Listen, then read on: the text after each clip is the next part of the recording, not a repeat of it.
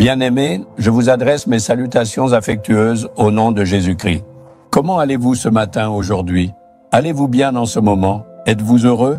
Vous devez toujours être heureux dans le Seigneur. C'est le désir de Jésus-Christ. Même aujourd'hui, vous devez être heureux. La souffrance et l'affliction peuvent survenir sur notre chemin de vie. Nous ne devons pas nous décourager en les voyant. Au contraire, nous devons être réconfortés dans le Seigneur. Vous vous demandez peut-être comment est-ce possible alors qu'il y a de la tristesse et de la souffrance partout? Le Seigneur dit ceci. Dans le livre de Matthieu, chapitre 5, verset 4, Jésus dit « Heureux les affligés car ils seront consolés. Ceux qui pleurent sont bénis. Êtes-vous dans la tristesse? Y a-t-il du deuil chez vous et autour de vous? Y a-t-il des problèmes et de la souffrance partout où vous allez? N'avez-vous pas envie d'aller travailler? N'arrivez-vous pas à faire votre travail avec joie? Tristesse, souffrance et difficulté. Est-ce à cause de cela que vous pleurez? Vous êtes bénis. Si vous me demandez pourquoi j'appelle quelqu'un qui est dans le deuil béni, c'est parce que vous serez consolés. Ce n'est qu'en traversant le deuil que l'on peut réaliser à quel point la consolation est précieuse. Vous comprendrez que c'est une grande bénédiction. Vous serez consolés. Vous vous demandez peut-être, qui me consolera? Le Seigneur dit, je suis le Seigneur qui te console. Le Seigneur te consolera. Il est le Dieu qui console ton cœur en deuil. Regardez la Bible. Il y avait une veuve. Elle venait d'une ville appelée Naïn. Elle avait déjà perdu son mari. Son seul soutien, son fils unique, vient de mourir. Quelle est sa consolation? Son fils est aussi parti. Lorsque son mari est mort, c'est son fils qui l'a consolé. Maintenant, le fils est aussi parti. Quelle est donc sa consolation? Ainsi, cette veuve marchait en pleurant, le cœur brisé. Jésus-Christ est allé dans la ville de Naïn pour la rencontrer. Le tout premier mot que le Seigneur lui a adressé fut « Femme, ne pleure pas. Je ne peux pas supporter tes pleurs. » Jésus, le Seigneur qui a créé le ciel et la terre, est venu en personne vers elle et l'a consolée. Quel privilège extraordinaire! Elle a eu un tel privilège simplement parce qu'elle a traversé des larmes et le deuil. Le Seigneur l'a consolée en disant « Ne pleure pas ». Il ne s'est pas contenté de la réconforter, mais il a aussi accompli un miracle pour essuyer ses larmes. Il savait exactement ce qui la consolerait dans ce moment difficile. Nous voyons qu'il a ressuscité son fils et le lui a rendu. De la même manière, dans Jean 11, un jeune homme nommé Lazare est mort. Ses deux sœurs versaient des larmes et pleuraient amèrement. Leur famille était l'une des préférées de Jésus. Jésus les aimait comme ses enfants, mais il est arrivé sur les lieux 4 jours après sa mort. Ils pleurèrent en voyant Jésus. Marie tomba aux pieds de Jésus et pleura. Jésus fut troublé dans son esprit et il pleura. Comment les a-t-il consolés? Il les a consolés en pleurant avec eux. Il a partagé leur deuil. Quel grand privilège c'est!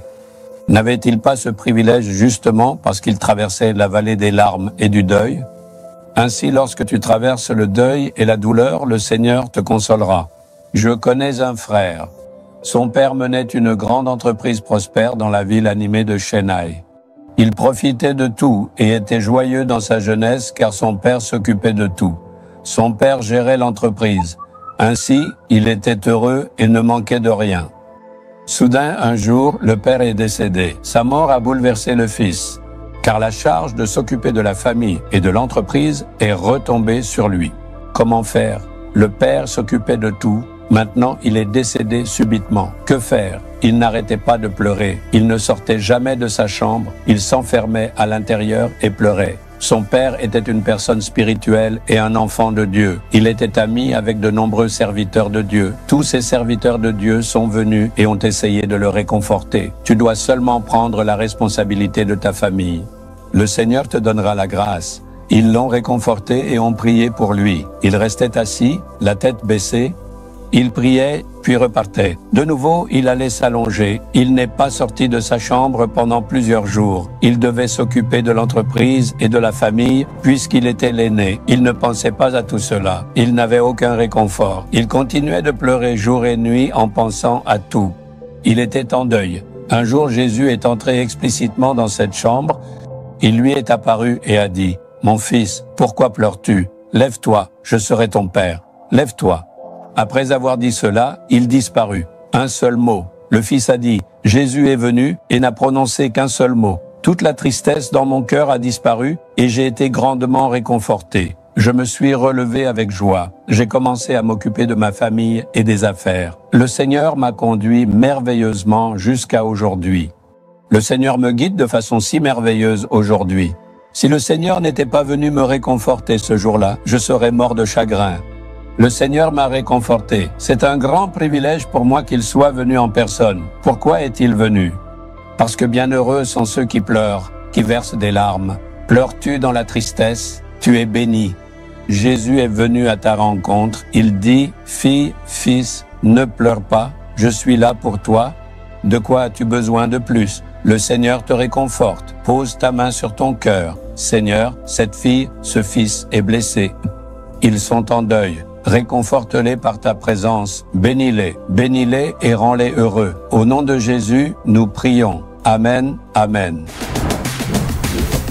Abonnez-vous à la chaîne YouTube Jésus Redeems français.